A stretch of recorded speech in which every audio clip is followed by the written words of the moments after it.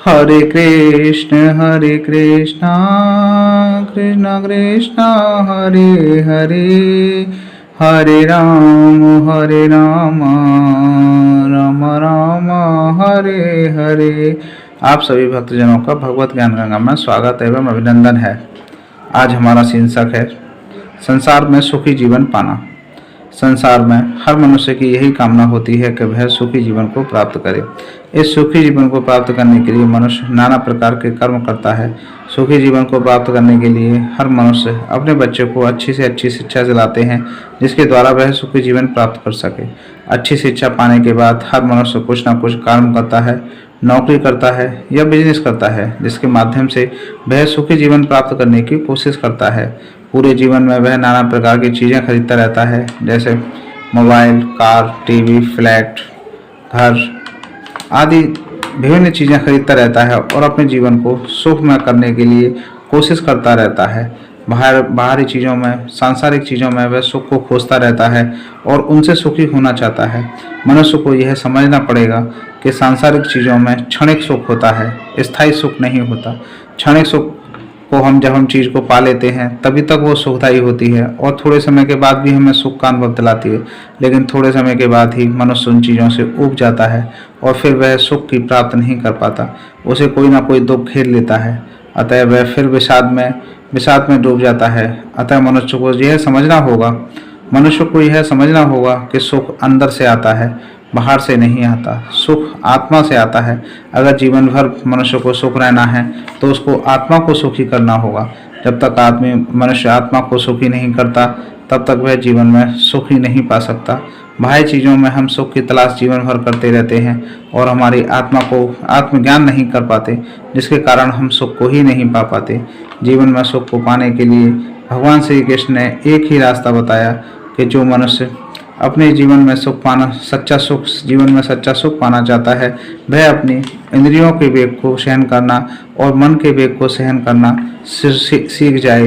वह व्यक्ति ही सच्चा सुख प्राप्त कर सकता है। जो मनुष्य अपनी इच्छा, क्रोध और लालच के वेग को रोकने में समर्थ है, वह व्यक्ति जीवन में सबसे सुखी व्यक्ति है, क्योंकि मन की इच्छा का वेग इतना तीव्र होता है कि उस पर नियंत्रण कर पाना बहुत ही कठिन है। मन की एक इच्छा पूरी नहीं होती कि दूसरी इच्छा उत्पन्न हो जाती है, जन्म लेती है, फिर वह दूसरी इच्छा के पीछे भागने लगता है। इसी प्रकार जब मनुष्य की इच्छा पूरी नहीं होती तो इच्छा न पूरे होने के कारण उसमें क्रोध उत्पन्न होता है और क्रोध उत्पन्न होने से मनुष्य की बुद्धि भ्रमित हो जाती है और नष्ट हो जाती है, जिससे वह गलत कर्म कर बैठता है और उसकी सजा उसे भुगतनी पड़ती है। अतः भगवान श्री कृष्ण ने गीता में यही बताया है कि सुखी जीवन पाने का एक ही मार्ग है कि मनुष्य अपने मन के वेग को, इच्छा के वेग को और क्रोध के वेग एवं लालच के वेग को रोकने में सीख जाए। जो भी मनुष्य इच्छा, क्रोध और लालच के वेग को सहन करना सीख जाता है, वह संसार में सबसे सुखी व्यक्ति बन जाता है, क्योंकि मन ही है जो मनुष्य को नई नई इच्छा पैदा करता है और इधर उधर भगाता रहता है।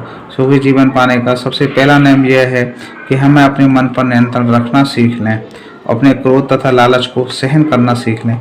जो भी व्यक्ति यह सीख लेता है, जीवन भर के लिए सुखी बन जाता है। जब मनुष्य अपनी बुद्धि, मन, श्रद्धा तथा शरण सब कुछ भगवान में स्थिर कर देता है, तभी वह पूर्ण ज्ञान के द्वारा समस्त कलमश से मुक्त हो जाता है और फिर मुक्ति पथ पर अग्रसर हो जाता है। भगवान का निश्चल भक्त ही सुख शांति को प्राप्त कर सकता है, क्योंकि ऐसा भक्त अपने सभी कर्मों को भगवान श्री कृष्ण को अर्पण कर देता है और फिर वह उसका कोई भी कर्म भगवान की सेवा करना ही होता है। जो मनुष्य अपने सभी कर्म फलों को भगवान को अर्पित कर देता है, फिर वह किसी भी कर्म की फल की पास में नहीं बनता, बल्कि कर्म फल की पास से मुक्त हो जाता है। ऐसा मनुष्य ही जीवन में सच्चा सुख का अनुभव कर पाता है। अतः जो व्यक्ति भगवत भाव से कर्म करता है, अपने मन तथा इंद्रियों को बस में रखता है, वह सबका प्रिय होता है और सभी लोग उसके प्रिय होते हैं। ऐसा व्यक्ति कर्म करते हुए भी नहीं बनता, सदा स्वतंत्र रहता है। ऐसा इस संसार में सुखी जीवन व्यतीत करता है। भगवान श्री कृष्ण ने बताया कि बिना भक्ति के कोई भी मनुष्य सुखी नहीं हो सकता। भक्ति में किया हुआ कर्म ही प्रभु सेवा कहलाता है।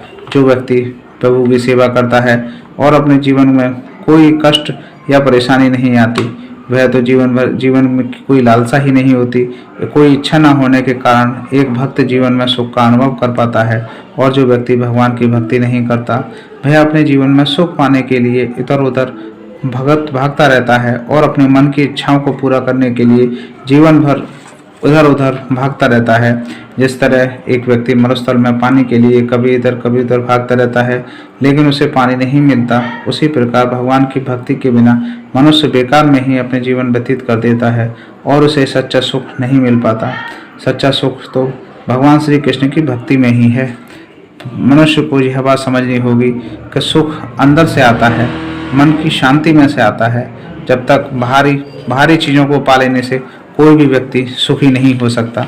अतः एक कृष्ण भक्त ही जीवन में सच्चे सुख का अनुभव कर पाता है और अपने सुख को पाकर भगवान को कोटि कोटि प्रणाम करता है, कोटि कोटि नमस्कार करता है, क्योंकि जिस पर भगवान की कृपा हो जाती है उस व्यक्ति का जीवन सुखमय बन जाता है। उनकी प्रेम में करुणा पाकर मनुष्य जीवन भर के लिए धनी बन जाता है। भगवान श्री कृष्ण की करुणा कृपा पा लेने के बाद भक्त सांसारिक धन की इच्छा ही नहीं होती और किसी भी चीज़ को उपभोग करने की कामना नहीं रह जाती। इस संसार में रहकर भी वह सच्चा सुख पा लेता है। अतः भगवान का निश्चल भक्त ही संसार का सबसे सुखी मनुष्य होता है। अतः हम सभी को भगवान के दिखाए मार्ग पर चलना चाहिए, अपनी आत्मा को जानना चाहिए और सच्चे सुख का अनुभव करने के लिए अपने मन को, अपने लालच को और अपनी इच्छा को कंट्रोल में करना चाहिए। कि जिस दिन हम कंट्रोल में करना अपने मन को कंट्रोल में करना सीख लिया, मन हमारी इच्छा हमारी कंट्रोल में आ गई, तो हम सच्चे सुख को जीवन में पा सकते हैं।